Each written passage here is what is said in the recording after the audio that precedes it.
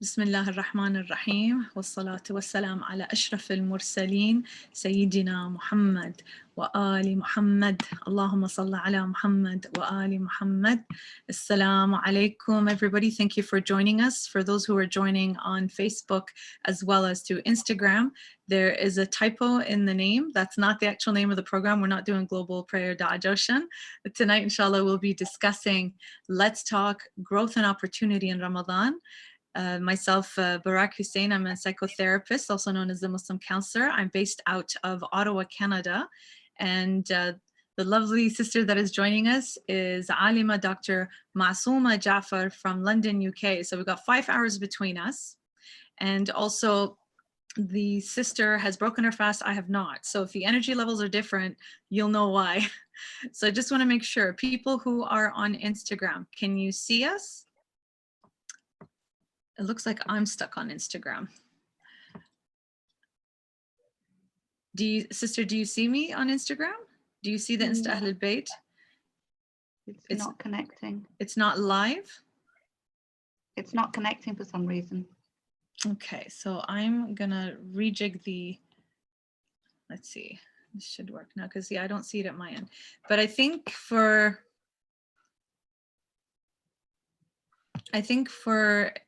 Facebook, I think we're good. For people on Facebook who are watching, can you give me a thumbs up that you can hear us? I just want to make sure that it's all good. And for people who are watching on, I think we're good on, make sure this is good. Yeah. And for people. So good. So inshallah, YouTube is good. Facebook is good. It's just the Instagram, which I'm going to redo again now.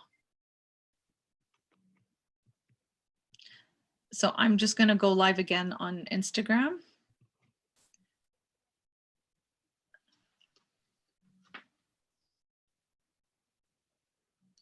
Okay, so it looks like the internet's a bit slow. It's, I'll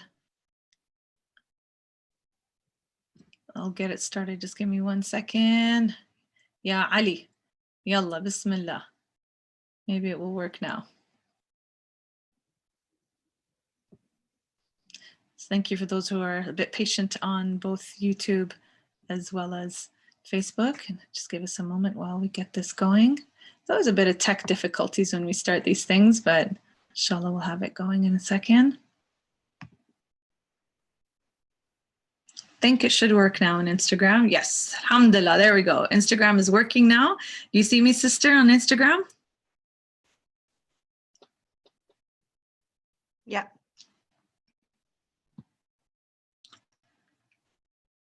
So if you see me on Instagram, just ask for the video and I will then bring you in the video. I see your name joined in, sister. So if you just want to request video. Mujtaba, come here quick.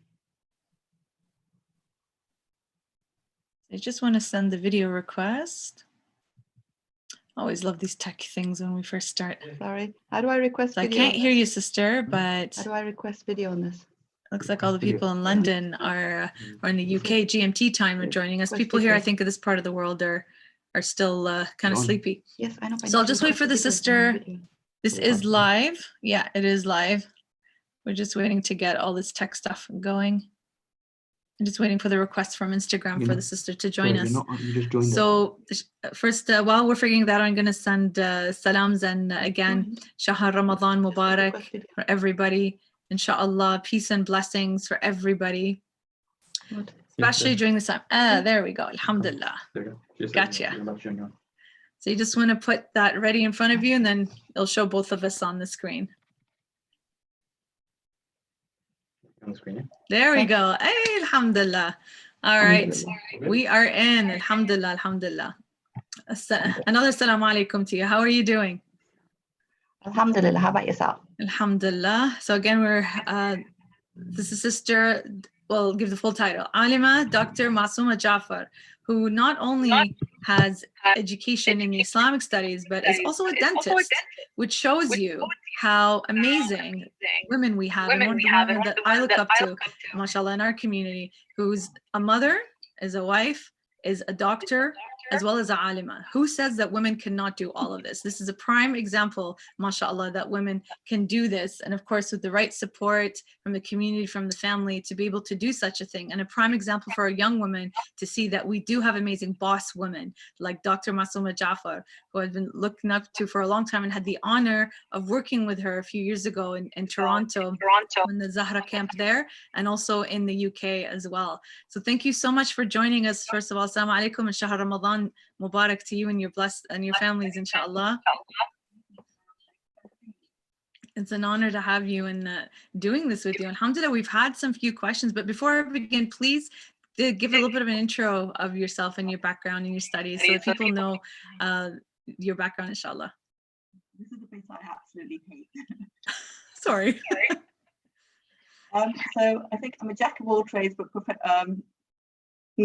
I love to study. So I started off with qualifying as a dentist, and then I had my children and I stayed at home and spent time bringing them up. And then when they joined school, I went back to studying and I got my master's in Islamic studies.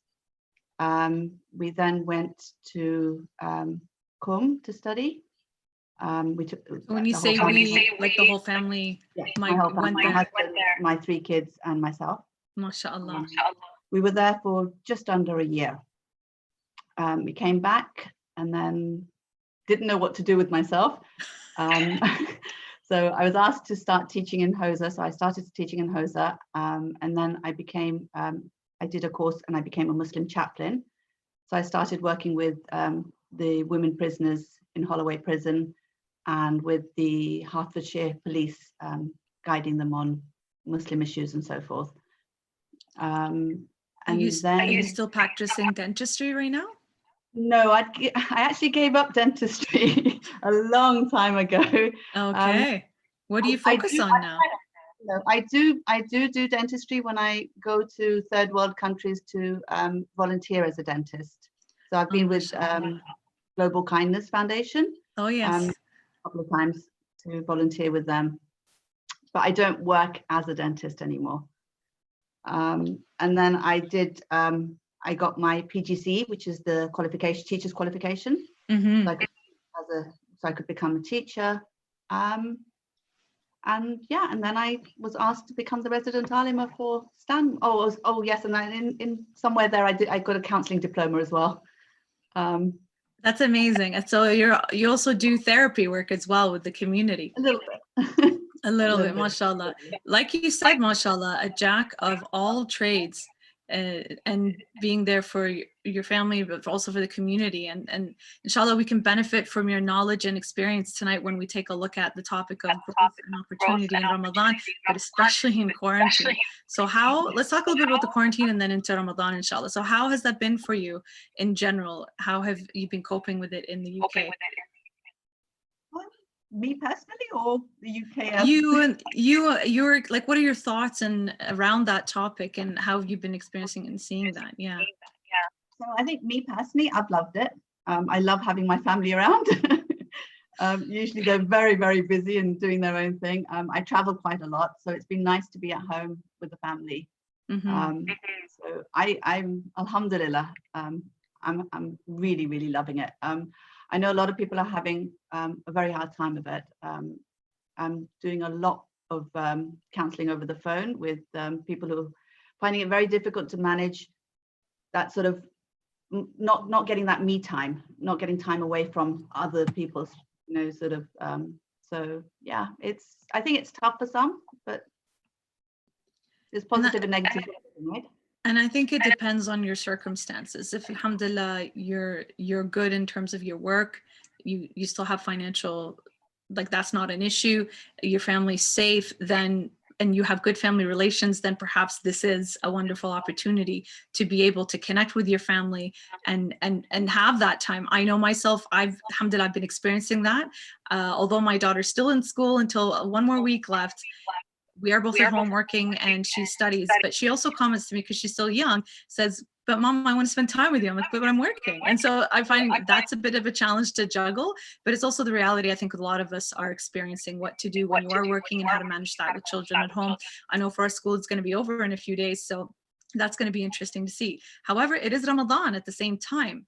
So how do we now manage quarantine in Ramadan? What are your thoughts with that? Like now adjusting into Ramadan the last few days? So I think there's always growth whenever you're put out of your comfort zone. I think this my Ramadan, we really have been put out of our comfort zone. You know, we can't go to the masajid, which we're used to. We're used to having, you know, the du'as and the Quran and everything sorted for us, and now we're having to manage it ourselves, or, you know, like manage our times ourselves and things like that. So I think, again, like I said, there's positive and negatives in every situation that you find yourself in, and it's our choice whether we want to look at the negative or look at the positive. But there is always growth whenever you're put out of your comfort zone. So if you can concentrate on that aspect, that there is growth in this somewhere, and look for the positives, then you will grow from it. There's no doubt about that in my mind. Absolutely. And when you are challenged like that, we also have to remember that Allah does not give or put upon us what we cannot handle, right? And so we do have a limit, but we also have to trust here in God that He's not going to give us more than what we cannot handle. So what does that mean? What, in your opinion, can we interpret that? If, let's say, somebody who's not, let's say, very spiritually inclined and can't see that, how would you suggest somebody can work with that thought? I think the minute you believe in God, you know that He's in control. So like He says, He's not going to put a burden on us that we can't handle. But then also there is free will. So sometimes things will happen because of the free will of other people. And God does not interfere in that, because otherwise it wouldn't be a fair test. But what He does do is he doesn't abandon us. He gives us the tools to be able to handle whatever other people throw at us. Right. So even if you're in a situation where maybe your family relationships aren't that amazing, this may be an opportunity to actually grow from that, looking at it from the perspective of where is the growth in me, rather than how can I change the other person, because you can't change someone else. The only person you can change is yourself. So it's looking at it from the perspective of, okay, where's the growth in me? You know, God's given me the tools to be able to handle this situation. Let me see how I can handle it. Exactly. And tools could be what? Could be talking to a counselor, could be talking to a spiritual advisor such as yourself, and connecting with resources online, but probably not too much, because that's something we've also noticed, is that there's an explosion now, mashallah, of all these different programs, whether it's Ramadan programs, talks, Zoom, this, Zoom, that, which is wonderful, because we, as human beings, we're social creatures and we need that constant contact with each other. Unless you're an introvert, which you thrive on this isolation type of situation. And there are lots of people I've seen who prefer that. However, in Ramadan, it becomes even harder when we cannot go to an actual masjid, but perhaps another resource or changing that is making our homes into masjids. And I see that across the board, so many people, families have been so creative into building mosques at home, getting their kids to make sort of like a fort that looks, I know my daughter's done that a few times. She builds forts and takes it down, but we actually spent some time decorating a whole area in the house specifically for Ramadan. And we try to do that for all occasions, but this year's different. This year is definitely different when we're trying to create the Ramadan environment in the home. So after we prepare for our iftar, last night what we did is we got on a FaceTime call, virtual call with family out in Philly. Salam, shout out to my cousin Daha, because I forgot to tag her yesterday. And we did Du'a al-Iftitah together, and we did Ziyarat Ashura together. And we were watching each other. We all had our snacks and desserts all on the table, and we're showing each other. And again, it's not in the physical location of a masjid, but we brought that into our homes. And this is something that I was thinking about recently in terms of growth and spirituality and development, is reframing. And something I always talk about with clients, and depression and anxiety and positivity and the other topics that we've had, but specifically, excuse me, for Ramadan and spirituality, is to look at the reframe that God has put upon us. That now, let's say for those who have not been able to go, obviously right now these days, to the masajid and the Hussainiyas, is that God has put a mosque in our home now. Our homes have become that. And people, whether you're a reciter or a speaker or a scholar or a sheikh, now everybody is giving back in this way by creating their own homes and their own YouTube links or whatever, and creating that and offering that to everybody. There's so much more now. Yes, let's have a salawat. Allahumma salli ala Muhammad wa ali Muhammad. And that reframe, again, in difficult times, that is a wonderful opportunity for our kids, for ourselves, to reflect that way. What do you think about that, Doctor?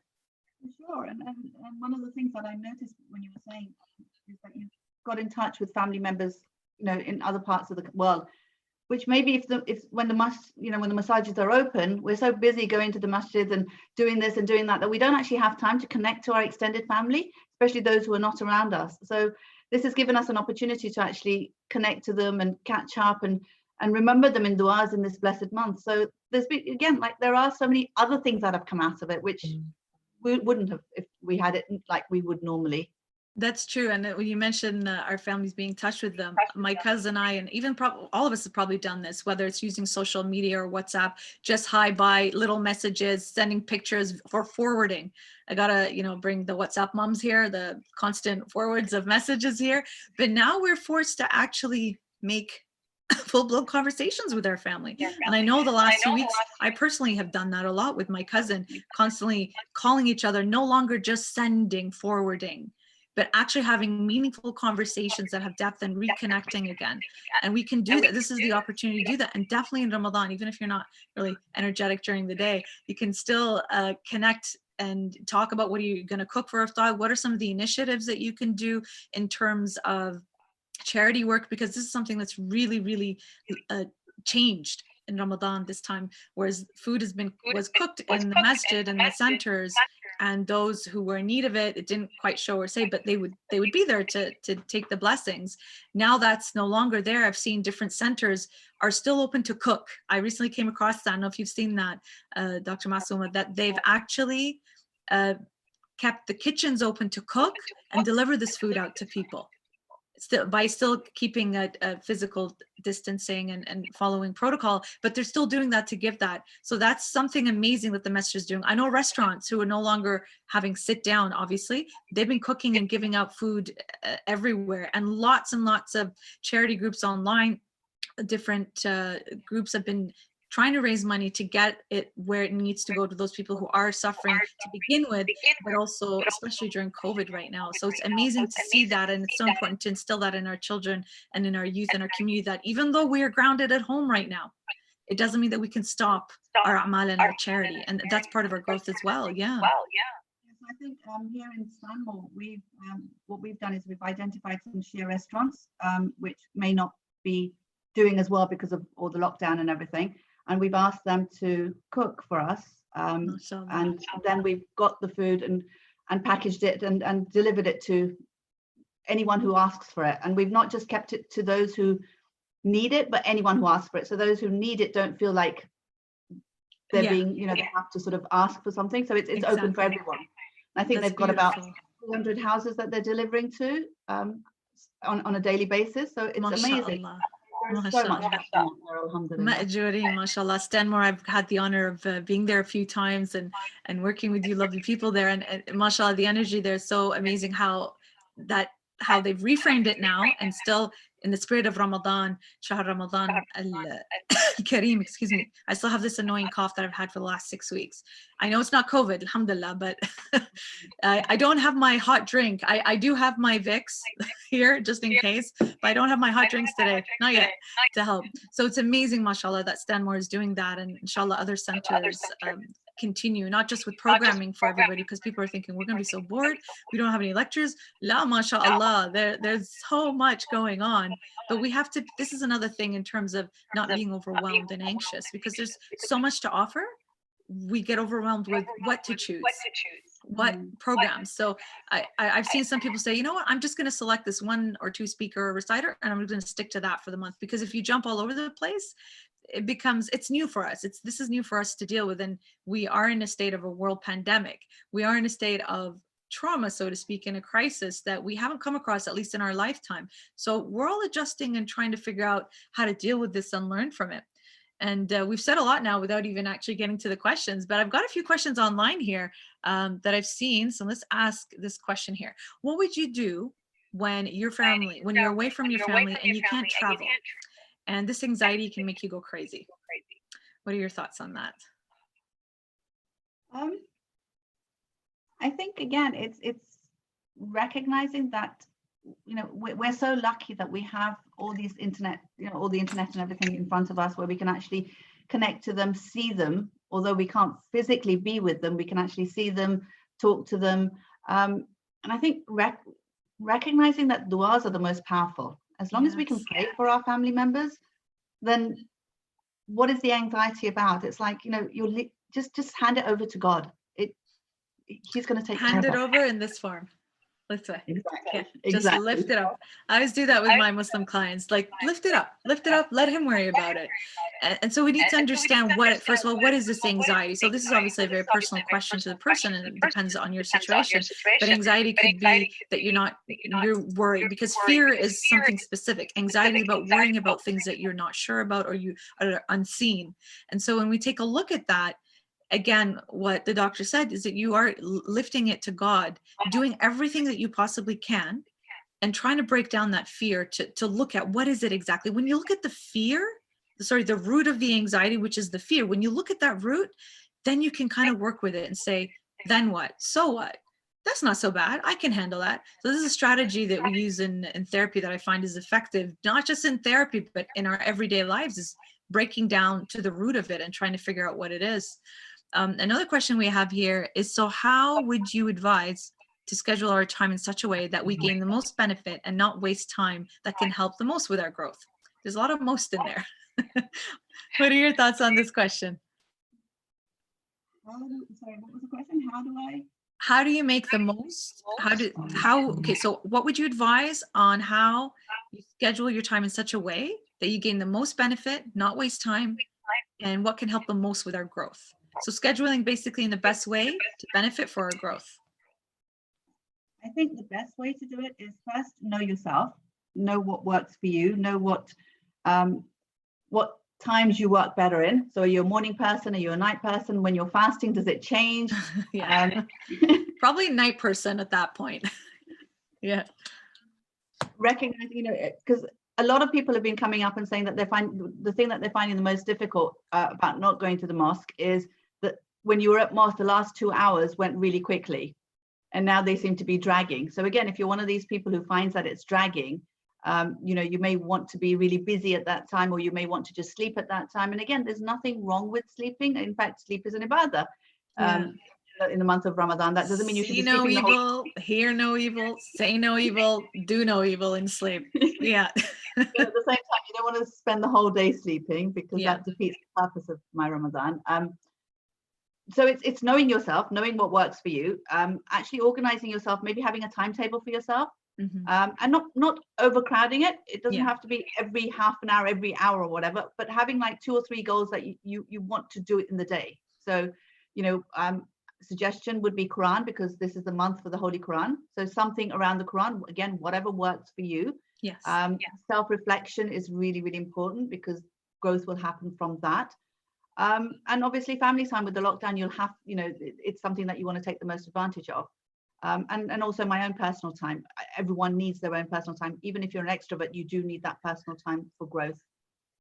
And this sounds exactly like the hadith of Imam Musa al-Kadhim alayhi salam, dividing your time in fourths, or what Imam Ali says, in thirds, right? So making sure you've got time for ibadah with God, with yourself, your family, and work, right? So being able to divide that. So if you have that because this is something in modern psychology and research talks about wellness, right? And these are components of wellness, being able to divide up your time in ways like that. So if we have a schedule in our mind of make sure I get these components, and I was, as you were saying this, I was thinking about this yesterday. I was so ambitious. Finally, the weekend, finally prepped my house and myself and my family for Shahr Ramadan Mubarak. And I haven't been able to do that all week because I'm working full time. So, and then of course, at the end of the day, you're exhausted. Who wants to vacuum and clean at the end of the day, right? So alhamdulillah, yesterday, my family and I were up and going, all right, let's vacuum the house. Let's set up and we had all these things we wanted to do, including read Quran, doing reflection, spirituality. the house, preparing iftar, preparing the decoration for Ramadan, because that's really important for kids. And I'm like, I stopped for a moment and I'm like, I may be a superwoman every other day, but this is Ramadan right now and fasting. And we really want to get all this done. We have to be realistic in terms of the goals that we set and being kind to ourselves and being compassionate. And so this is stuff I teach people, and I forget sometimes to apply it to myself. And I stopped and said, all right, so I haven't had the time to sit and reflect for an hour, but how about I reflect right now and say, be compassionate. You don't have to get everything done today. You know what? Leave the rest of this tomorrow. And so that's what my daughter and I did after setting up mostly everything. And the most important thing was cleaning the house. Doesn't matter if you put decor if the house is dirty. You really got to have a clean house. You just feel better too. Is that, you know what, the gifts that we wanted to set for our neighbors with dates and Ramadan message, we can do that tomorrow. Alhamdulillah, we said, you know what, we'll shift it onto tomorrow. And I think this is a big thing that people forget to do for themselves, is piling things up and having to get through. You put so much stress on yourself that it has to be done. And we forget, no, you know what, it's okay. You've gotten this done, and that's what matters. Be kind to yourself, move it to the next day, because it just becomes overwhelming. And then you cause yourself that anxiety and that stress, and you forget that balance sometimes. And somebody mentioned here, would you like to add to that? No, I agree totally. I think we do, especially as women, we need to be superwomen. We feel like we need to be the best wives, the best mothers, the best everything.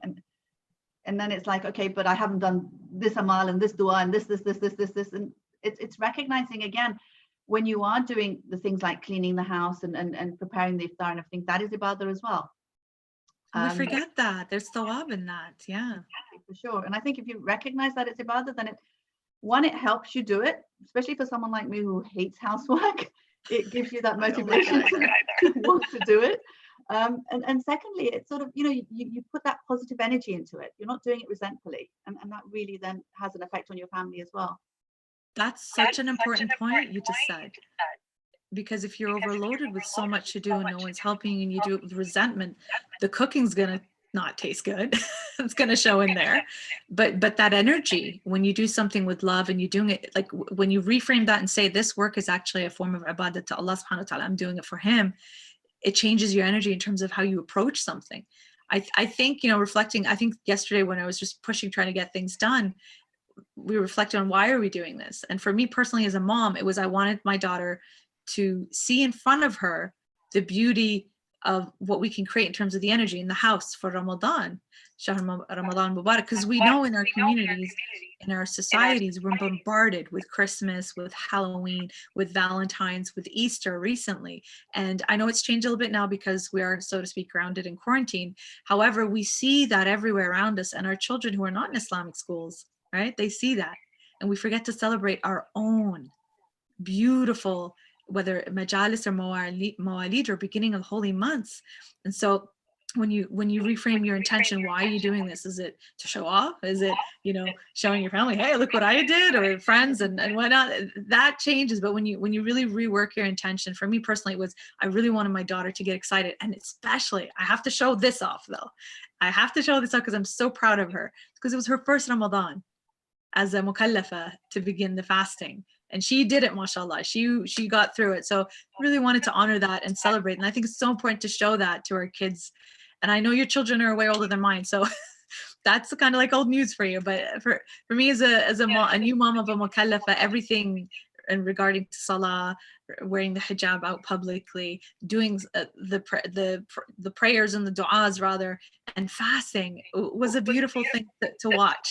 And watch her kind of, yes, you get hungry, and normalizing that, say, yeah, that's what you're supposed to feel.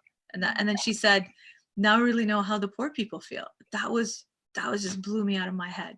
As a 9-year-old, that she was already experiencing her growth there. That was her opportunity there to understand, because she hears, yeah, you got to raise money, help the poor through the Hussain campaign that we do in other charity groups. But I think this was the first time as a mom watching my child see her growth in that. It's like, this is how they feel. And we are blessed because mashallah, we have, alhamdulillah, we have at the end of the day something to look forward to where we know others don't. And being able to share that, that's part of our growth, I guess, as well, right? And I think it's also how we explain it to our children. I actually got a message from one of the mothers recently, which was beautiful. I had done these talks on 12th Imam being benefiting us like the sun benefits us behind the clouds. You know, the famous I hadith? saw those. I love those. So Yes. one of them was just like the sun comes in through the windows, and we have to, you know, in order for the sun to come in, we have to keep the windows clean. And when the sun does come in, then we see the dust in the house, which we need to then clean. And then what I was referring to is like, we need to make sure that the windows to the soul is clean. And that's the only way then we realize what negativity we have inside ourselves, so we can clean it. So one of the mothers actually messaged me and said, it was a beautiful talk. You know, me and my children listened to it and everything. And I used that opportunity to tell them, okay, let's clean the windows of our house and let's clean the house before we Windows start of cleaning our ourselves. souls. That's such a beautiful analogy. Yeah. So alhamdulillah, she got them to, you know, do all the housework and everything, and do it in a positive way, rather than sort of saying to them, okay, you have to do this because it needs to be done. It was like connecting it to the Imam and showing that it can be an ibadah if we sort of just change our mindset a little bit. Exactly, just the way that we reframe it. Yeah. I wanted to ask, would you like to talk about the project that we're working on in the background? Is that something we can maybe share yet? So I didn't ask you before the program. Please go ahead. We can talk about that, and then we'll get into the questions. Thank you. Bless yeah, you. So we're doing a project called Active Intizar, where we're looking at how to encourage the Muslims to actively wait for the Imam. And we're going to have a website up. We're going to have an app which will, inshallah, send out a message just to remind everyone about the Imam. We're going to have a different theme every month to concentrate on based on the hadith that has been related about the Imam from the different Aima, and lots of different resources, scholars. Inshallah, you will also be on there. I look forward to it. Yeah. Inshallah, just literally, it's literally just reminding everyone that the Imam is waiting for us. That's what it's about. It's like, I think, you know, we constantly pray for the Imam, and, you know, we do all the du'as, the dua had, dua nudba, you know, dua faraj, we do all of these du'as, but it doesn't seem to, I think we get so used to doing du'as that we're not actually present when we're doing them, and we don't remember that the dua is supposed to be the stepping stone towards an action. It's not just that you do the dua and then that's it, you've done your bit. The dua is actually supposed to motivate us towards some sort of action. So it's just a reminder for all of us to sort of start preparing and actively waiting for the Imam so that we can hasten his appearance, inshallah. Okay, I just want to make sure, are we still, I think we might have got kicked out. So just want to double check that we're still in. I got a message that said that we're kicked out, but it shows here, I think that we're still okay. I think we're still okay. Can somebody send me a message if we are kicked out? All right. So in line with the question about the project that Active Intizar, somebody did ask a question. How could we gain proximity with the Imam of our time during this lockdown, and especially during Ramadan? Okay. So I think for me, it's the first time I've actually thought about how the Imam must feel. I mean, you know, this concept of being in lockdown where I can't be around my family, I can't be around the people I love and the people I know, and Imam is like that all the time in such a greater way. It's like, you know, he's that the occultation. Can you imagine what it must be like for him, knowing that, you know, he can't sort of show himself to us no matter how much he wants to. So just being able to empathize even to a little bit has made me really connect to my Imam.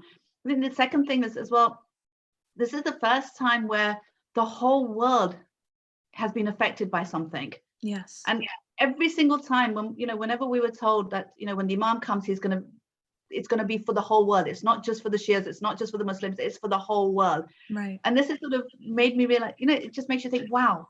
So when the Imam comes, this is how it's going to be. We're all going to be in the same boat. We're all going to be caring about each other. We're all going to be sort of worrying about each other. It's not just about, you know, just me or just the Shias or just the Muslims. It's literally every single person is in the same boat. And that's such a powerful thing to think about. And it really connects you to what's going to happen when the Imam comes. Yeah. So I think just little things like that for me personally have made me really, really think about my Imam. And also, of course, when you're in a situation where there's so much happening that you're not in control of, that's when you really realize you need the Imam here. So, you know, when we're actually praying for him, you can really see that sincerity that comes out when you're praying for him. And, So, and, yeah. I think the concept of the Imam and the concept of him being in ghaiba, in occultation, and that he's waiting for us, it could be it could be an abstract concept for a lot of people, let's say, who are not very spiritual or connected religiously. But we can see what's going on in the world, that there's a need for having hope towards the Imam.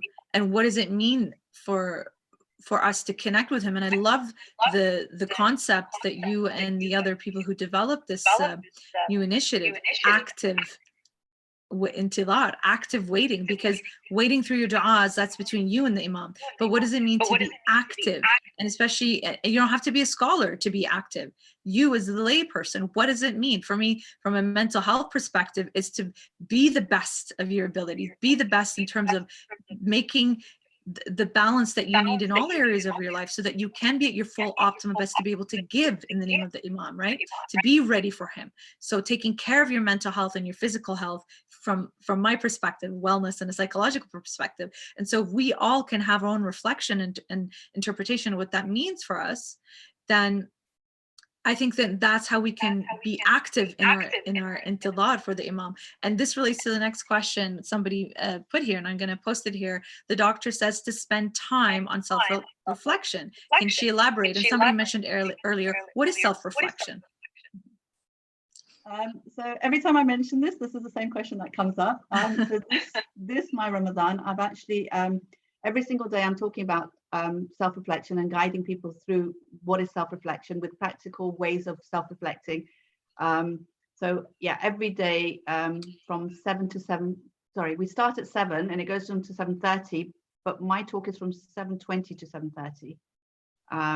So the first part is on Quran, where the tajweed and the makharij rules are being talked about for 10 minutes. And then 10 minutes on the tafsir of the Iftata, and then 10 minutes on self-reflection. So actually looking at what self-reflection is, how do we self-reflect, especially when we're reciting the verses of the Holy Quran, because we're constantly told by Allah, why do they not reflect? Why do they not ponder over these verses? So just guiding people rather than spoon feeding them and telling them this is what you should be thinking, actually sort of just guiding them to think about, okay, so Allah's used this word. What does this word mean to you? How does this come into your life? How can you implement it into your life? So self-reflection is literally just thinking about your own self, knowing yourself a little bit better. Again, the hadith which says, "Man arafa nafsahu faqad arafa rabbahu." Whoever knows himself has indeed known his Lord. So again, knowing yourself is so very important in order to get to know Allah subhanahu wa ta'ala. Alhamdulillah. Beautiful answer. I'm going to go to another question that somebody has put here. What advice would you give a sister who is going through depression and anxiety to be able, I can't see the whole thing, to be able to make the most of this time?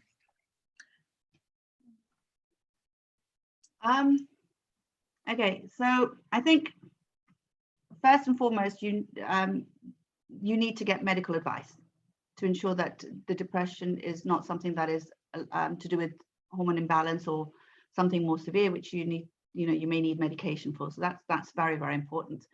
And then therapy. Yeah. And therapy. No, yeah. and I was going to say, and then recognizing that counselors, psychotherapists, and anyone, they're tools that Allah has sent for us to use. So there's no, I think a lot of people sort of think, oh, if I go to a counselor or if I go for counseling, then, I can't manage on my own. But we're not meant to manage on our own. We are social human beings, and it's okay to ask for help, knowing that this person has been sent to you by Allah. So the help comes from Allah through different ways, just like our risk comes from Allah through different ways. You wouldn't sit there and not go to work and expect the risk just to come from heaven. It doesn't work like that. Exactly. Yeah. Sometimes we need help from human beings, and that's okay. There's nothing wrong with that. Eventually, we want to get to a stage where, you know what, we want God to be our counselor. Yes. And that's what we're all working towards. But it's a journey. And it's a test. It's an individual test that we all go through.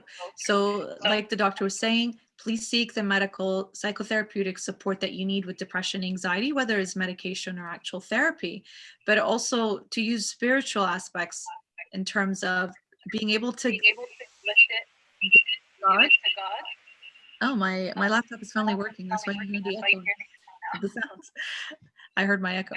So being able to use the spiritual aspects that we've been talking about this whole session, you can see previous sessions. Also, there's lots of lectures out there in terms of how to develop spirituality, how to work through it. We have, again, the opportunity right now during this beautiful month to be able to work on these things, whether it's through the amal, reflection. And earlier today, just a small example, I keep using my examples because I feel that I'm so busy, I haven't had time to reflect. But then I get the opportunity, little tiny things that I just feel so happy that, alhamdulillah, I finally got that opportunity.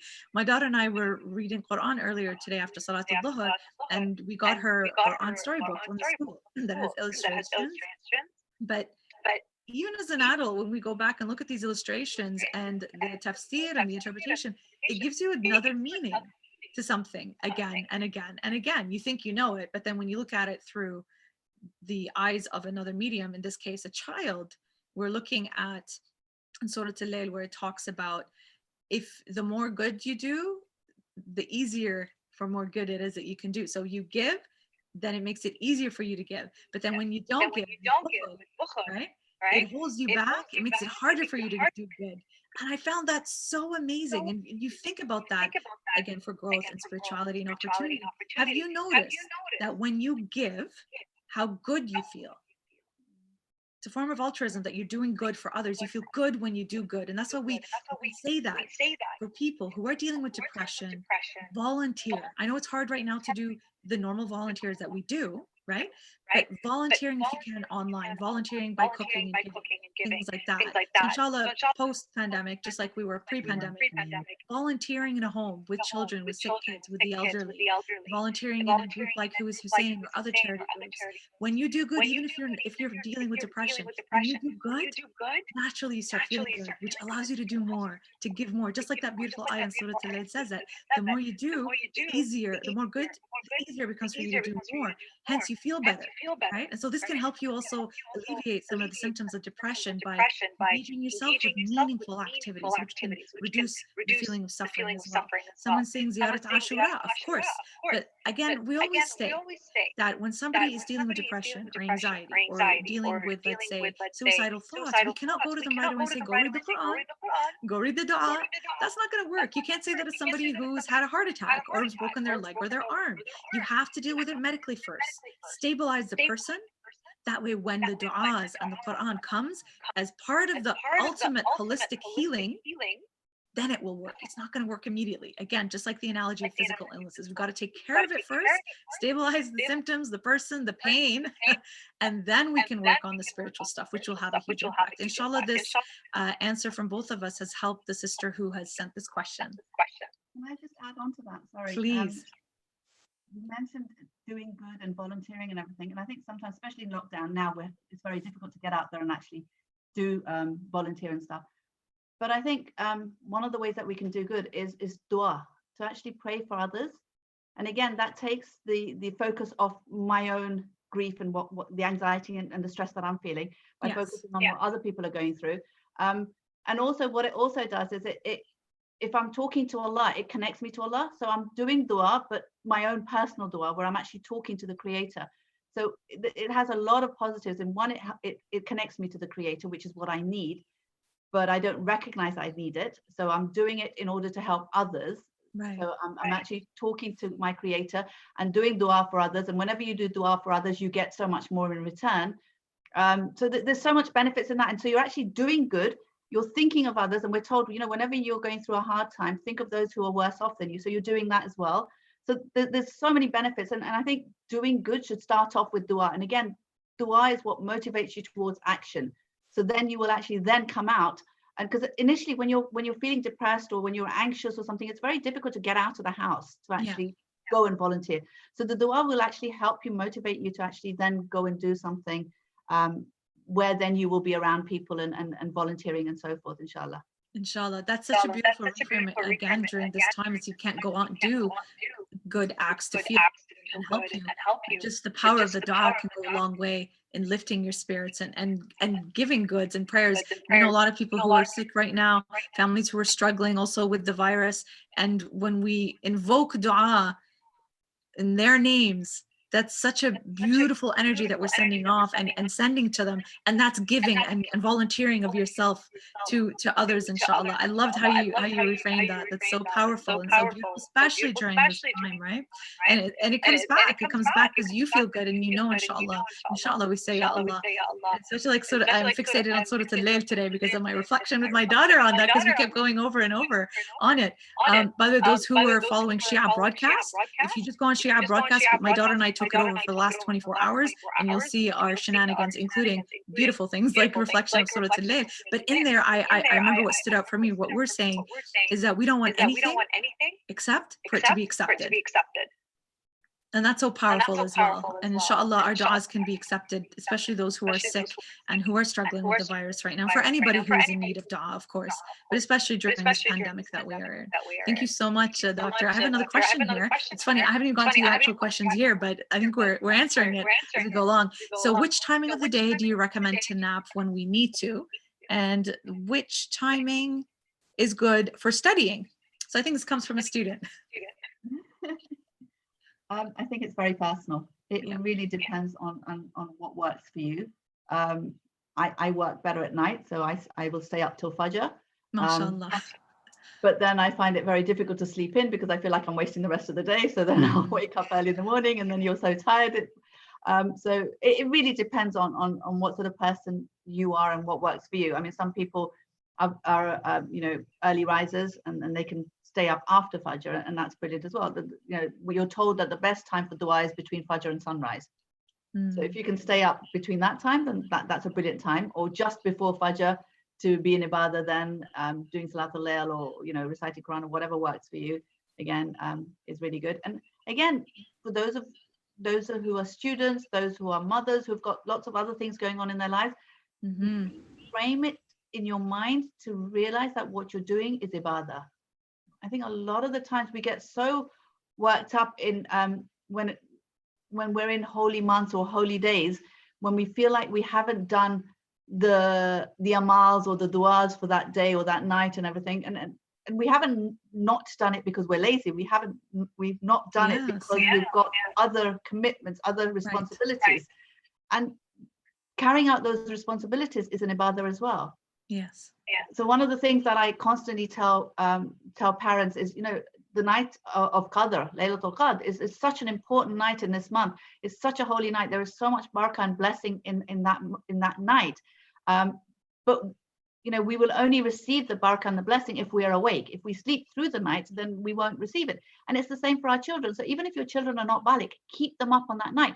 And it may mean that you will not be able to do the amals and the duas as you wanted to, but you're allowing your children to benefit from the blessings that are open on that night and coming down, you know, on that night.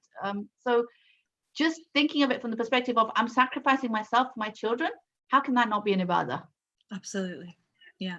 And then they get to see very young, open their eyes to this, because I'm sure you've heard this too. Parents come to you and say, my child doesn't come to the mosque, they don't pray, or they don't wear hijab. How can I get them to do that? And in my head, I'm like, that should have started when they were 2 or 3 years old, and in Ramadan, even if they're not baligh, to stay up if they can and do the a'mal and attend the majalis, even if they don't understand, because they're sponges that take it all in, and it becomes part of their schema, it becomes part of their culture. Have you seen a child who has no idea but just still does this, ya Hussain? Because they're mimicking, they're watching, they're observing, and they copy. But if we do it with love, not with fear. And I always say this joke where this mom runs into the room and says, wake up, there's a fire. Where are the kids go? They say in Jahannam if you don't get up and pray.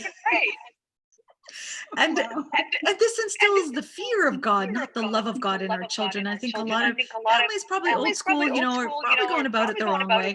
But perhaps we need to reframe that too, and to do positive and healthy parenting and creating the love for our religion with the a'mals and not making a duty. Okay, so we're used to fasting, maybe our kids are not. So encouraging them, giving them rewards, making things exciting, decorative. By the way, do you like my decor here today? I'd like to get into just for our event, but being able to make things fun for the kids, like having calendars. My daughter has been like diligently last 5 days just banging away building her calendar. She finally finished it, you know. So things like that is so important to create a love and fun around the a'mal that we do. So by the time they are teenagers, by the time when hormones kick in and they're not, you know, into things as much, truly depends on the relationship that we have, because then that can develop their growth and their opportunity right there a little bit further, right? So that's a whole other session on its own when we get into parenting. But during Ramadan, it becomes an opportunity for us to create that for our children, right? What are your thoughts around that? Yeah, no, for sure. I think first and foremost, we have to be do as I do parents rather than do as I say parents. So that's really, really important. Yes. But also, like you said, making it fun. Also sort of picking up on when they're doing it, sort of, you know, making a big deal of when they're doing it. Like when they're young, like they want that approval. You know, it's like my granddaughter is 1.5 years.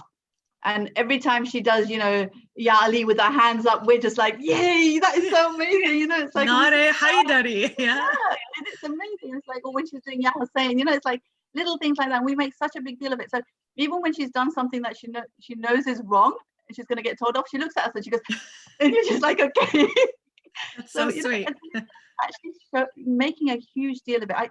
I remember when my daughter was started wearing hijab when she became Balik, and I was so particular about making sure that I, you know, every time a little bit of her hair showed or her hand, you know, her arm showed or something, I would, you know, sort it out. You know, look, this is showing. But I never actually. It took me a while to realize that I was never actually congratulating her when it wasn't showing. I was always picking up on the fact that it was showing and correcting it, which I should have done. But at the same time, I never actually sat there and said, you know what, wow, you know, your hijab is really amazing today. Or, you know what, I love that outfit. It's really, really, it looks really good and it's really hijabi. And sort of looking at the positives, like rather than constantly looking at the negatives. I think as parents, we tend to sort of constantly be picking up on the things that they need to do better. And yes, we need to do that as parents, but we need to also sort of congratulate them when they're doing things correctly. And validate that, acknowledge that, celebrate that. What you said about the hijab, I always say that my daughter, when she picks, because she's new for hijab, and she picks a hijab outfit and she puts it together, and of course I teach her the arms, the legs, and all this and that, and she does it on her own now. Absolutely, like, that's such a beautiful hijab. It just, they feel so nice about it. So definitely the positive is important. I forget if it's 1 or 13, but it takes 3 or 13, I think 3, to lift up that one negative. So we constantly need to watch ourselves when we are saying negative. Do you remember the number? Which one? There's another stats, because I thought I learned it was 13. My colleague the other day at work said it was 3, and you're saying 5. So maybe we could take an average. 13, 3, 5. So maybe 7. So basically the idea is, if you're going to say one negative thing, be aware that you need X amount, whatever that number is, more to lift, to make up for that one negative. And that's really valuable and important. So that when you're up on something, it doesn't have to be in a negative way.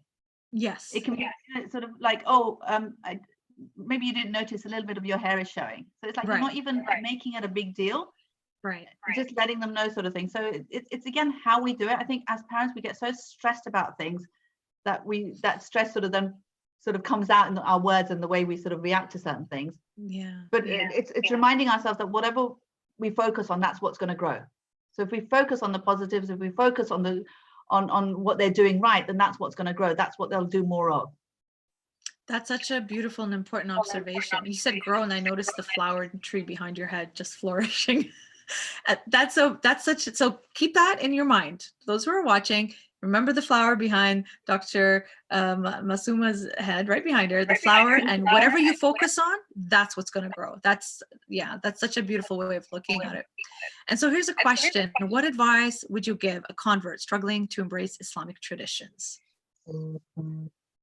Wow. I think first and foremost, try to figure out whether it's Islamic traditions that they're struggling with or culture. Those are huge. Yes. I think a lot of the times it's culture rather than Islamic, because the Islamic traditions just go very well with our fitrah. Yeah. Most people will not struggle with them generally. It's the cultural ones that are the problem, and it's the cultural ones that are pushed so much as well in every culture.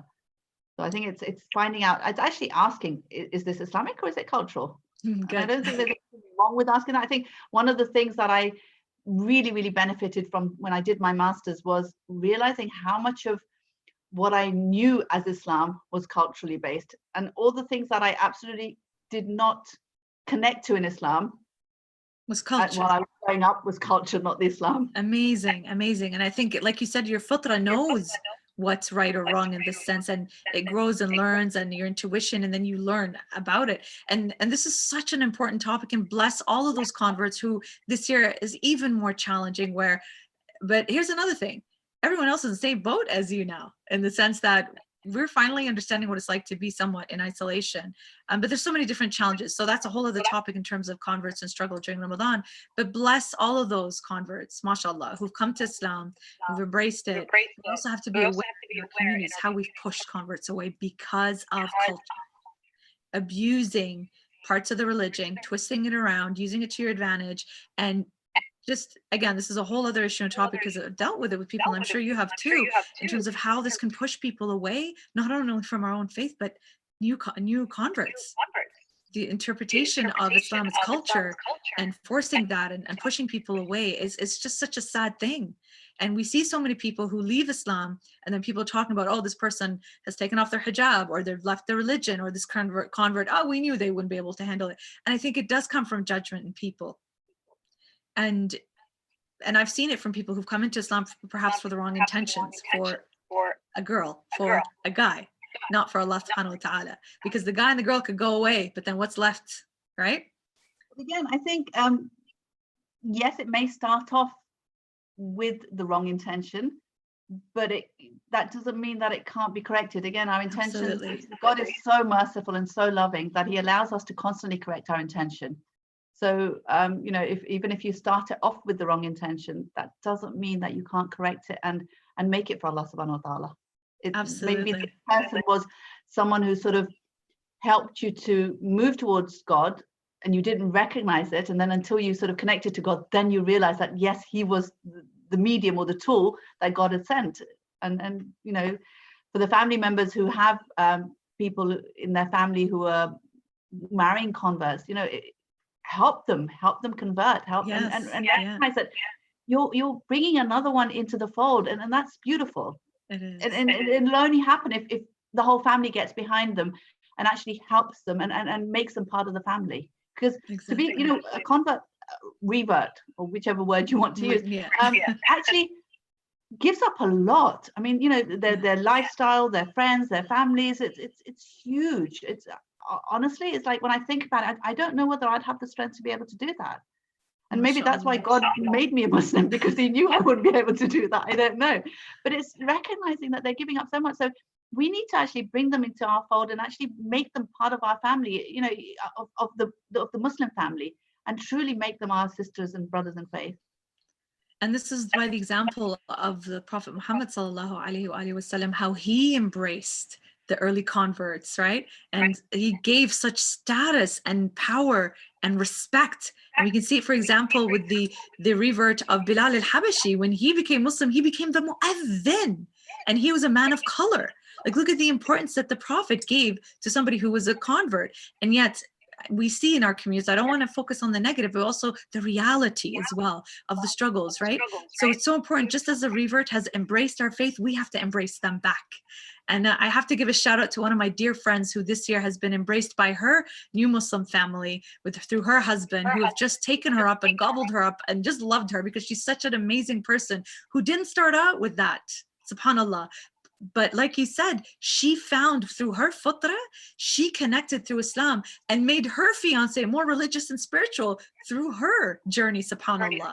It brings tears to the eyes when I hear her story, and I ask her, so what made you want to do that? She said she found she was very depressed and far away from the lifestyle that she was in before, away from God and meaning, and was very, very to the point of having suicidal thoughts. Yet Islam, the more she learned, and now she's learning even more through courses, and she's embraced the hijab as well, and she just brings so much light. And when I talk about it, my heart fills up with that, because it's such an example of when you first go in with a different intention, but then you correct it along the way, like you worded it so beautifully, and look what embraced her back, mashallah. So it's absolutely beautiful when this happens, and there's a lot of that as well. And we have to continue, like this family, embrace this girl of a different culture. It was hard at first. It was hard for some family members, but when they met her and saw the light in her heart, and a lot of my friends who meet her say there's such a noor about her. So there's something so beautiful, and she was always a Muslim, mashallah. So there's some, yeah, go ahead.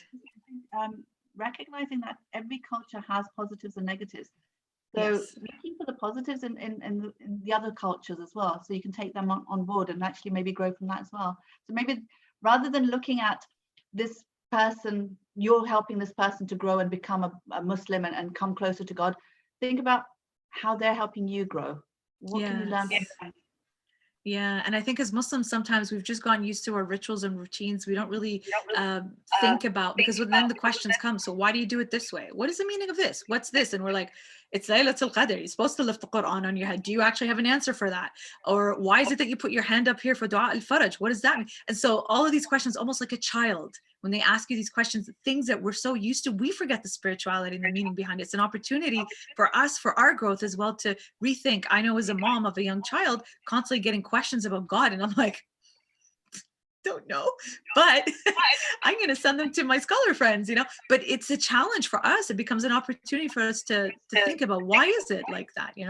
I think we might be kicked out in a minute or two from Instagram, and we're still going. So let's give it another 10-15 minutes. But if we are kicked out, can you sign back into Instagram?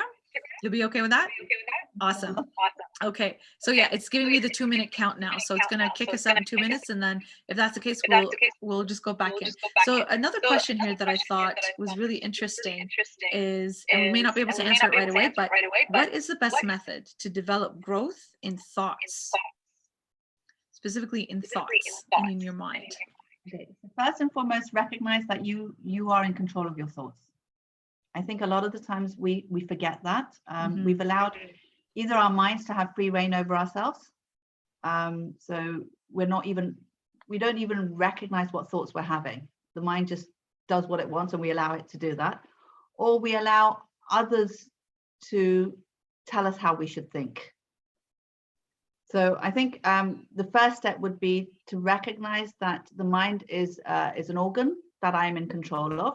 And the thoughts that go in through my mind, I'm in control of them. So if I become the watcher of my thoughts, then I can see what thoughts I'm having. And generally, the thoughts that I have are very repetitive and very negative. Mm-hmm. So again, recognizing that and changing that. So every time I have a negative thought, actually stop, recognize that you're having that thought and make it into a positive thought. Initially, I remember when I realized how, the first thing that you notice about someone, okay, let me make it a nice statement. The first thing that I used to notice about someone was something very negative. And when I recognized that, it threw me because I didn't realize I was doing that. So I started actually thinking, okay, every time I have a negative thought, I'm going to keep looking at that person until I can change it into a positive thought, because everyone has something positive in them. And it was really funny because I would stare at that person and until I could come up with a positive thought. And it would only take a few. We're about to be kicked off Instagram. So hold that thought and let's jump right back in. Okay.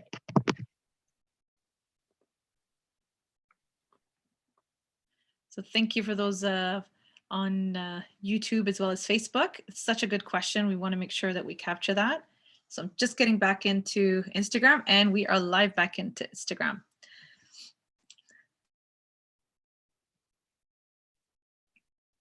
So it's such a powerful statement when you think about it, and being an observer of your thoughts, right? The muraqabat al-nafs, and being able to watch yourself with the thoughts as they're coming. This is something that we also do in practice of mindfulness, as well as just being mindful of the thoughts that go through you, rather than engaging in emotions. This is one way of being able to disengage, observe your thoughts. And so just getting connected as well. She's doing that. I'll continue with these thoughts. So this is a strategy that we can also use in therapy when we're looking at how to separate yourself from the negative thought or the emotion, right? Is by observing it, not engaging with it, just observing it and letting it wash through you, letting it pass through you. And this is a powerful strategy to use when you are overwhelmed with negative thoughts, when you are overwhelmed with emotions of a situation, let's say from the past, a trauma, or something that is worrying you in the future, right? So we got Dr. Masuma. She's coming back on with us right now.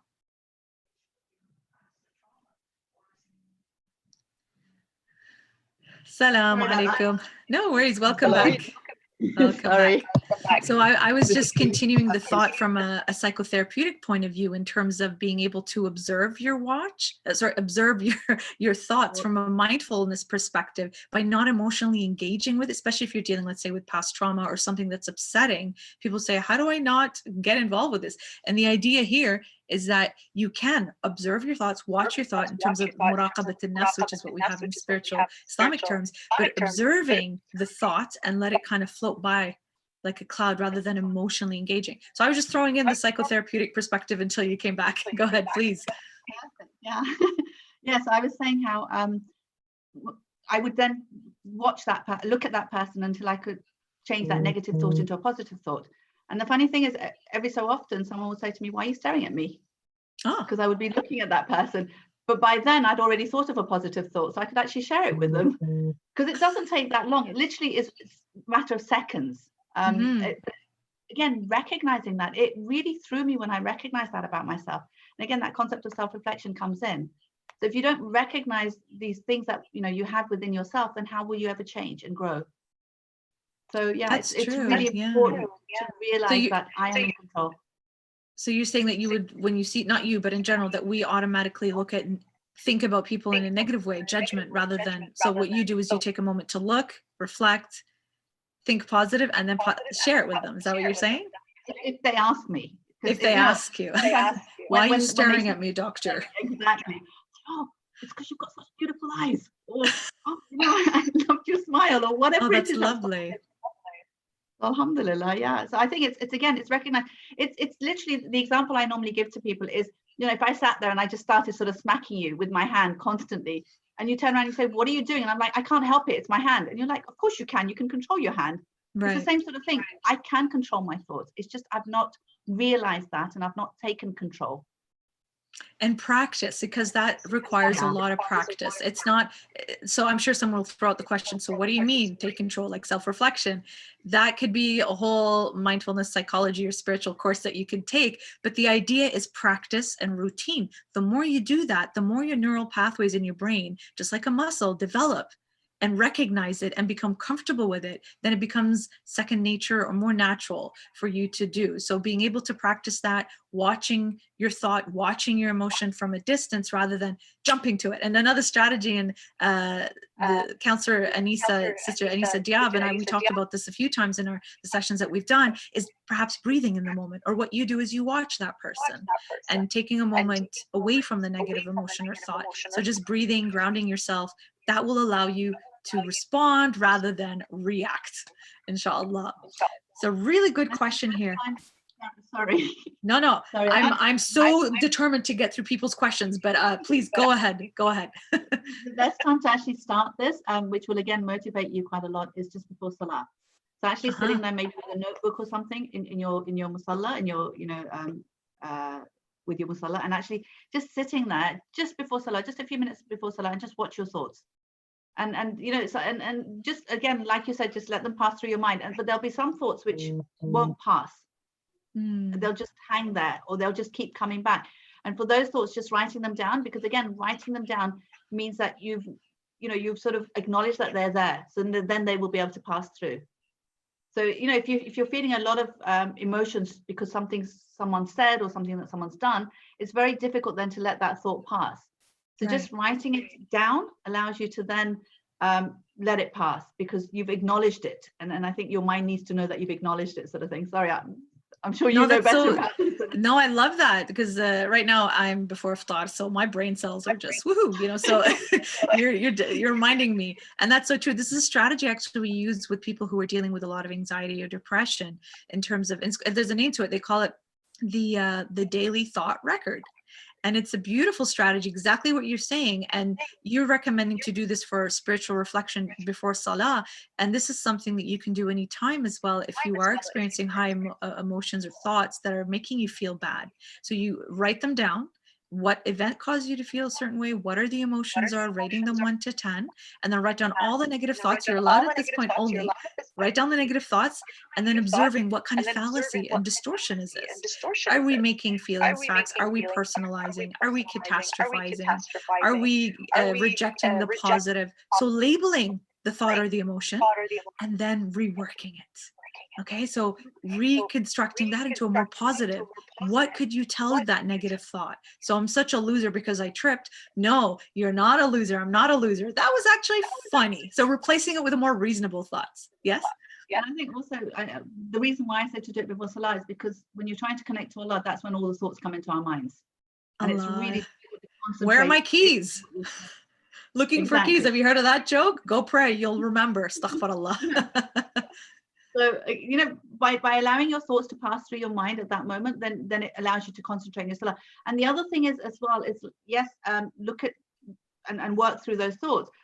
But sometimes it's very difficult to work through those thoughts. And sometimes I find if you, in order to, again, bring the Imam into our lives, actually just make those thoughts that you've written it down, hand it over to the Imam. So actually like an eraser, you know, you've written it to the Imam and you go and bury it in the garden and say to Imam, you know what, I can't handle this thought. I'm giving it to you to handle because I can't cope with this. So it's again, handing it to someone who can actually make, you know, make a difference, do something with it. Which really helps as well. That's a wonderful way. So to help with concentration, but also to alleviate worry and stress by giving it, I love how you said it, to somebody who can handle it because we cannot in that moment per se. Yeah. That's so, I love that reframe. So beautiful. Thank you for sharing that. Another question here, and this is more related to ladies, but for those who are living with ladies, this might be something of a support to them. How to not feel disconnected as a woman, especially during menstruation and especially in Ramadan. I think the thing to remember is that growth and spirituality happens by obeying Allah. Right. So when you're not fasting, you're obeying Allah. When you're not praying, you're obeying Allah. So it's not about the action that you're doing. It's about the niyyah behind it. Why are you doing this? I'm doing this because my Creator has told me to do it. And the more difficult I find it, because again, as a mother or as a wife or as a woman, when the rest of your family is fasting, you're going to find it very, very difficult. You want to be there, you want to fast with them. It's not as if you can sit there and have a full course meal. You probably won't be able to eat anyway, not only because you respect the month, but because everyone else around you is fasting, especially when you have young kids. Like, for example, if, you know, when you're in your periods and your daughter is fasting, you're going to feel really, really guilty and you're not going to be able to eat. And there's also a sense of shame somewhat, I find, in our cultures when it comes to a woman during that time of the month. And so we got to alleviate that and say it's normal, it's natural, it's okay. But people who don't understand, obviously, perhaps you want to hide that, but people say perhaps they're disconnecting it. And I love how you said it. No, you're actually obeying Allah subhanahu wa ta'ala by not praying and not fasting during this time. I never thought about it like that before. Yeah, and the more difficult it is, the more closer you're getting to God by doing it. So yeah, powerful. Yeah, that's all the power to you ladies then who have to do that, and also the women who are perhaps pregnant or breastfeeding during this time. Same concepts, or even the males who are sick, let's say, and cannot pray, because you feel that by not, by abstaining from food and drink, that you're not doing what you're supposed to. But fasting is not just fasting, abstaining from food and drink and sexual actions. It is so much more and deeper than that, right? It's about how you connect to Allah. And again, I'm not an expert to specify, but just my thoughts around it is that connection to Allah subhanahu wa ta'ala, giving to those in need during this time and purifying your soul, the tazkiyatun nafs during this time. And we hear this from the lectures, and I get this from the lectures and the other people who are knowledgeable in this, and from your respect itself, the opportunity during this time. Again, for those who cannot physically fast, there's different ways of fasting during this month than the actual fasting. What are your thoughts around that?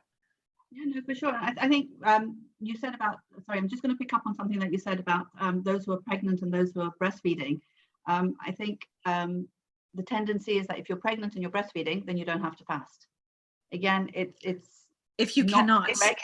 Yes, Yeah, if so you cannot. if you find it unbearably difficult, or if there is, it's going to cause a health issue in you or the baby. So again, it has to be done on an individual basis, on a daily basis.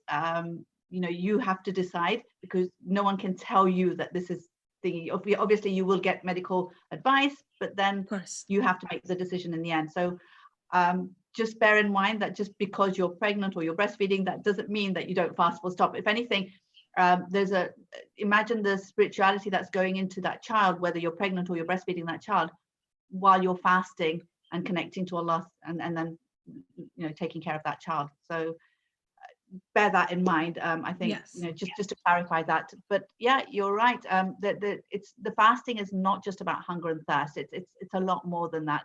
And that's why I said that, you know, yes, sleeping is ibadah, but if you're spending the whole day sleeping, then you're really losing out on all the other things that, you know, where the growth is. It's about literally connecting to Allah. This month is so full of blessings.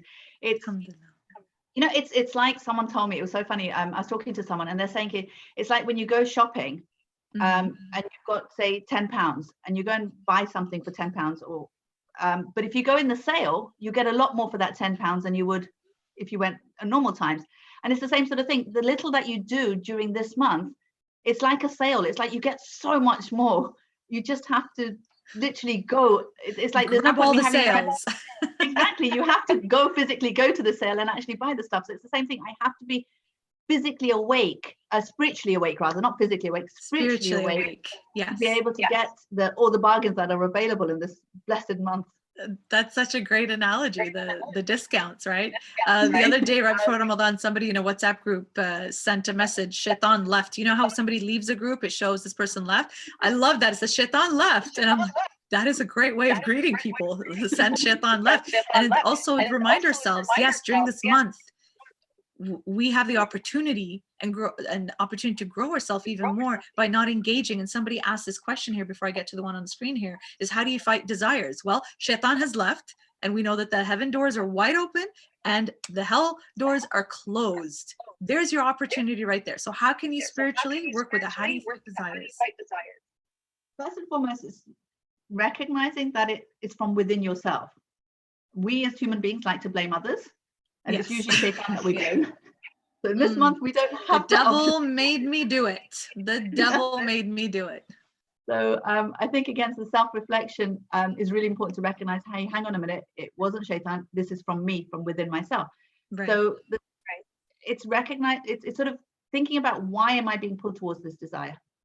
What is it about this desire that is so huge in my life at the moment that I'm willing to give up eternity for it, willing to give up paradise for it, willing to give up, you know, everything that is available to me for this one thing? What is it? And it's, again, thinking about that. I think it's really powerful. You know, when you do the sujood in the salah, you're told that the first sajda is when you come up from the first sajda, that's when you're born, and then the julus bit is where that's your life, and then you go to the second sajda, and that's you going back to God. And recognizing that little time when you're saying the astaghfirullah rabbi wa atubu ilayh, that's your life. That's your life. And so short. short. Exactly. And you know, there's eternity there ahead of you, paradise ahead of you, and you're giving all that up for this one desire. Why? What is it that's pulling you towards that? I think once you recognize that, and I know a lot of people say, you know, remember death and remember, yes, all of that does help, but it's just literally self-reflecting on what is it about this one desire. And a lot of it can be down to certain needs that are being fulfilled from this desire, certain wants, you know, and recognizing where that's coming from, and then working through that, rather than just sort of saying, okay, you know what, this is wrong, I'm not going to do it. It's easier said than done. Sometimes it's very, very difficult to move past desires. And that reminded me from a psychotherapeutic point of perspective. When students come, and I mostly deal with the students, but other folks as well, where they say, you know, I really have to do well on this exam. I really have to. And they're so stressed and worried about this one interview, this one exam, this one assignment. And then I come back and say, you know what? In a year, 5, 10 years from now, the marks of the grades rather of this exam or test, are they really going to be that important? So looking at it from a macro point of view perspective and looking at it from a hereafter point of view is a huge macro perspective in terms of, is this going to be beneficial for me later on? Again, I remember a picture of the Quran story I read today from Surah Al-Layl. Sorry, see the visuals, how they pop out, and what you do now, is it going to help you in the akhirah, right? And putting things into perspective. Then when we think about it from a materialistic point of view, I think people connect with that, because again, it's so abstract thinking about the hereafter. But thinking about it you've got an exam or a test or interview, and you're so stressed and worried about it. Should you do it or not? Or how should you go about it? How's that going to help you in the long run? Or how is this going to impact you in the long run? So that's just another way. When you were saying it, it reminded me exactly of that analogy. Yeah. It's like the 10-10-10 rule, right? Yeah. So how will this be in 10 days, in 10 months, and 10 years? I like that. And then I add hereafter as well onto that 10-10-10 rule. So even when you're having discussions or something that's winding you up, or, you know, just take a step back and think, okay, maybe in 10 days this will still be important. 10 months, maybe not so much. 10 years, you know what? I'm not even going to remember it. You're going to forget it. Yeah. Yeah. That's a really powerful way of looking at it to help you again in that growth in that moment. It's a really good question. I think we have a technical fiqh type of question here that says, can I pray before my iftar then eat? I'll give you my opinion on that after. So please go ahead. So it is recommended to pray at fazila time as soon as salat time comes in. So I recommend, yes, Maghrib, pray straight away. It is also recommended to break your fast as soon as possible. So break it in between Maghrib and Isha, and then pray the Isha later on. And it's actually, I was actually listening to a program today where this nutritionist was talking about how if you've stayed hungry the whole day, then you try to fill yourself up all in one go. After it's not going to work. You have to do it in bits. And again, the way that Islam encourages us to do it, we're doing it in bits. It's like, pray your Maghrib, eat a little bit, pray Isha, and then eat a little bit more, and then go and pray your Salat al-Layl, eat a little bit more. You know, and it's like, well, that's the thing. You can't fill yourself up. You can't take everything in. Your stomach's shrunk during the day, right? So it needs that time to kind of expand it, and also so important. Sorry, it's yeah. So going back to the question, it is recommended to pray the Maghrib at fazila time. Again, I think for those of people who have difficulty praying at fazila time, obviously not just in my Ramadan, but all the time, one of the things to remember is that, you know, that event in the time of Imam Ali alayhi salam, where we were told that he was in the mosque of the Holy Prophet and he was praying a mustahab salah, and a beggar came in and he asked for help and no one helped. And he asked for help again and no one helped. And then he asked for the third time. And on the third time, he turned to Allah, you know, he looked up to Allah and he said to Allah, Ya Allah, bear witness that I am in the mosque of your Prophet asking for help and there is no one helping me. And Imam Ali alayhi salam in his ruku put out his finger for the man to take his ring. And it's so beautiful because it's like, why would Imam wait till the third time? Why would he, you know, Imam would never let a beggar ask more than once.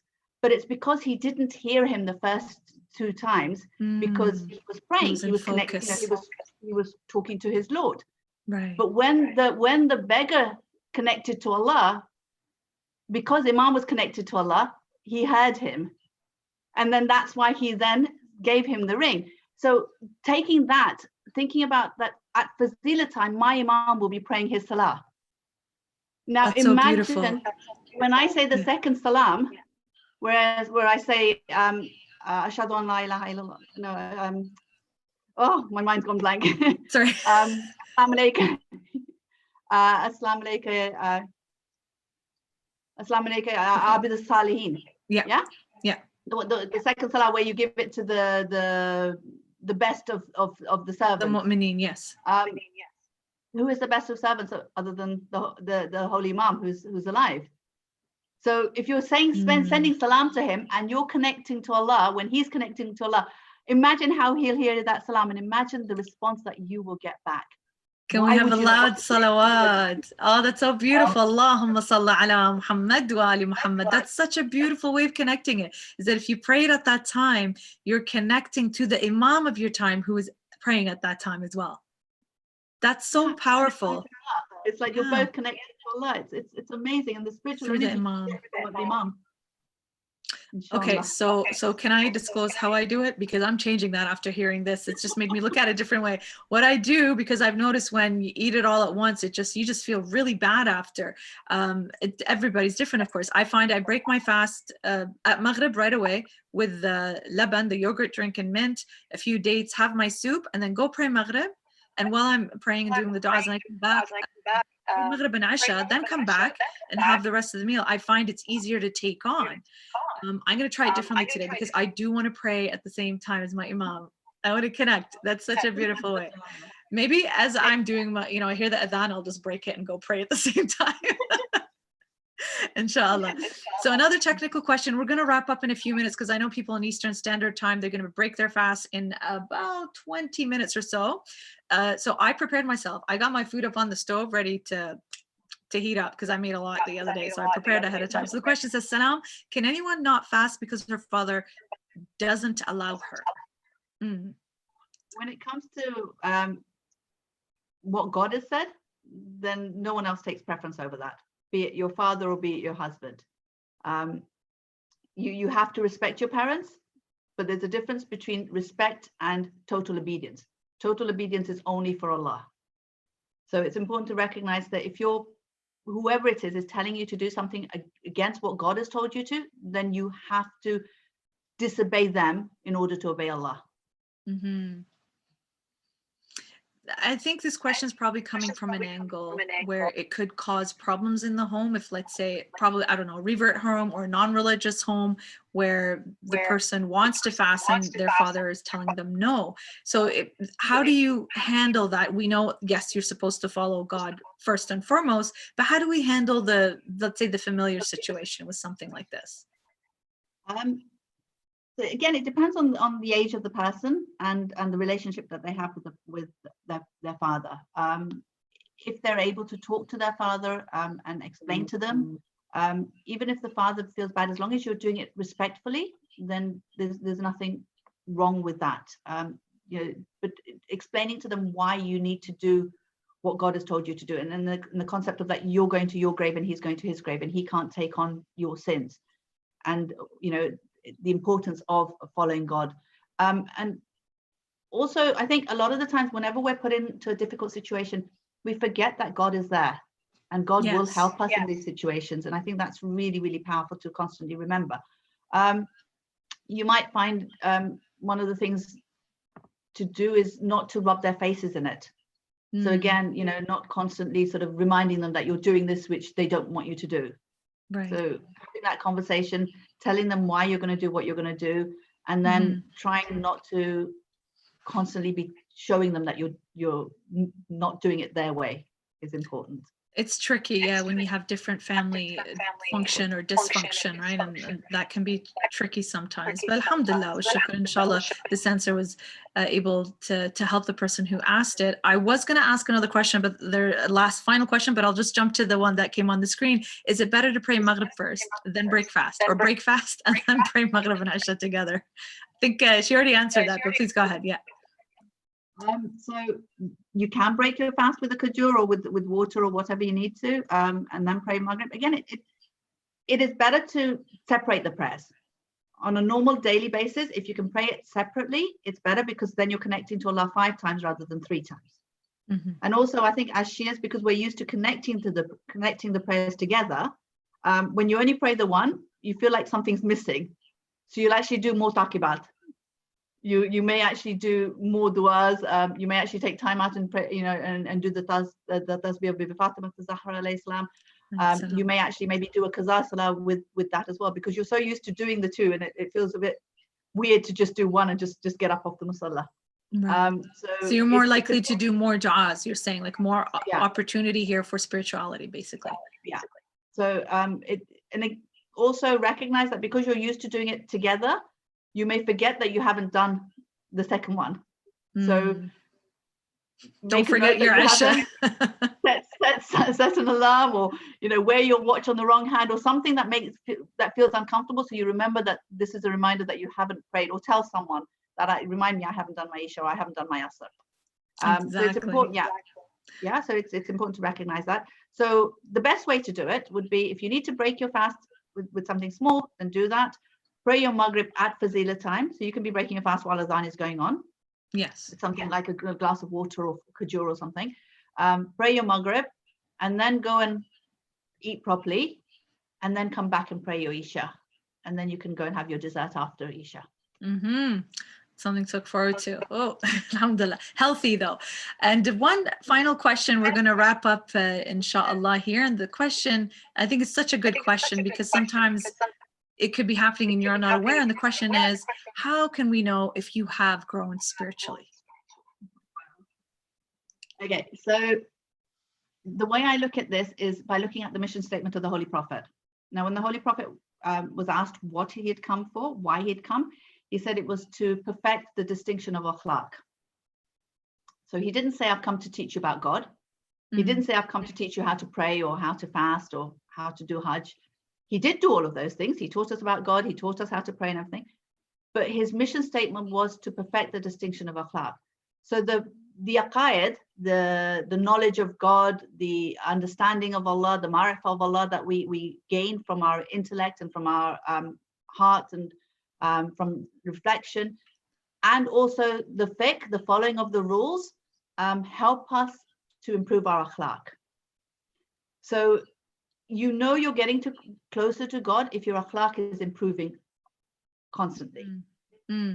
But can I just add to that side thing? What if people are showing, I guess this is an internal thing, but some people show that they're, okay, yeah. So let me finish. Please, sorry, go ahead. No. When you're looking at your akhlaq, it's your true akhlaq that you're looking at, not what you show others. Right. Because as human beings, we're very aware that other people are looking.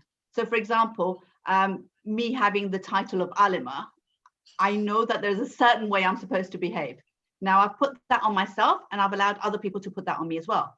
So I will be very aware that when something happens, I shouldn't react in a certain way, or I should react in a certain way.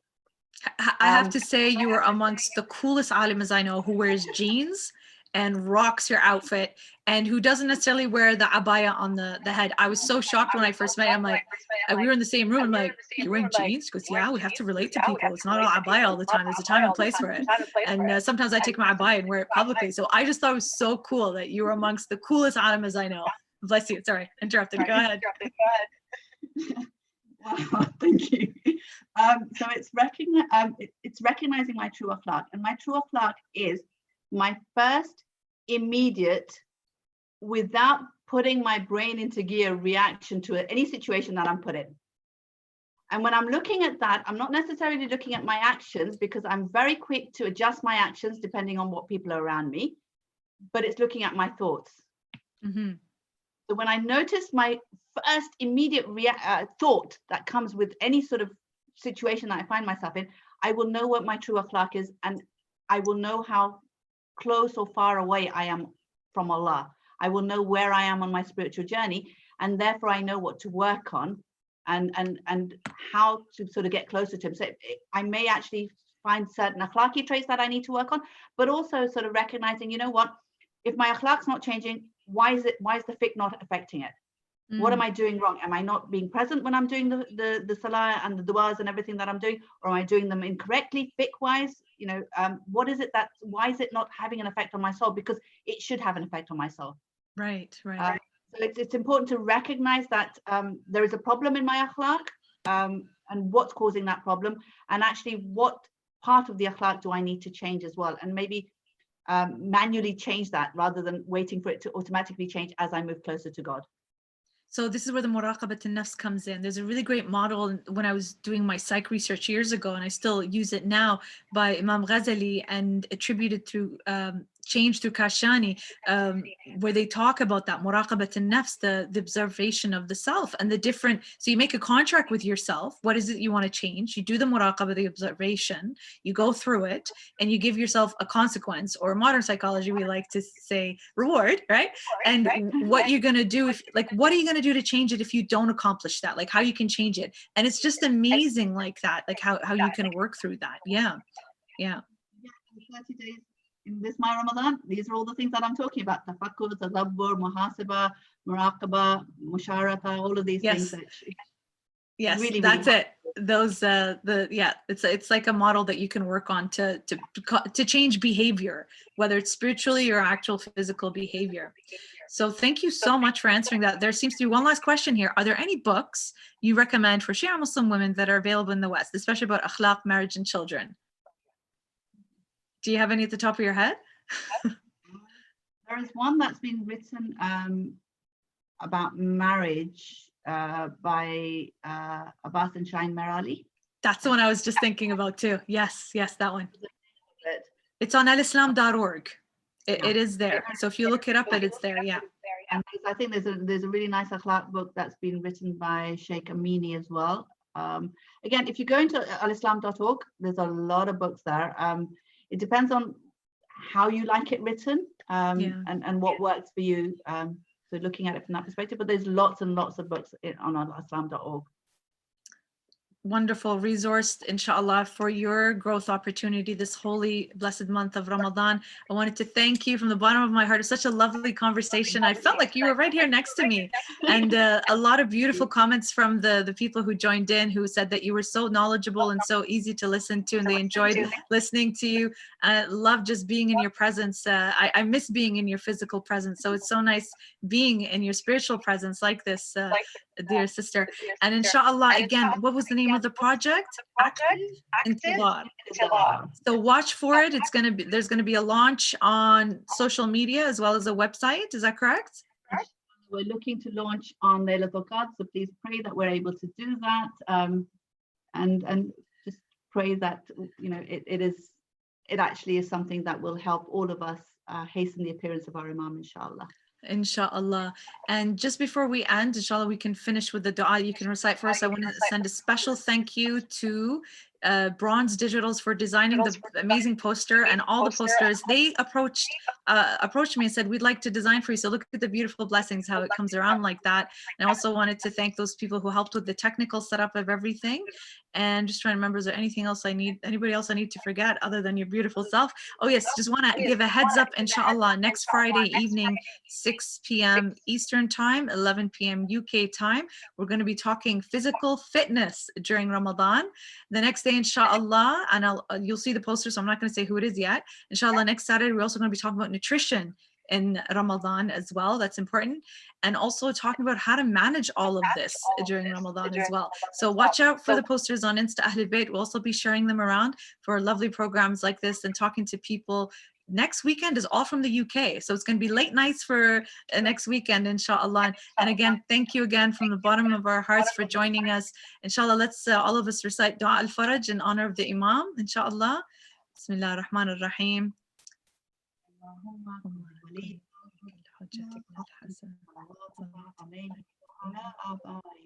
في هذه الساعة وفي كل ساعة وليا وحافظا وقائدا وناصرا ودليلا وعينا حتى تسكنه أرضك طوعا وتمتعه فيها طويلا. اللهم صل على محمد وآل محمد. Thank you so much, dear sister. Bless you. Thank you for everybody who were involved. Jami'an, inshallah, for all of us. Thank you so much. All right, so we're going to end the live on Instagram and then close it from here. So assalamu alaikum, everyone. Please remember Sina du'as, and please remember all of those who are in need of du'as these days. Assalamu alaikum.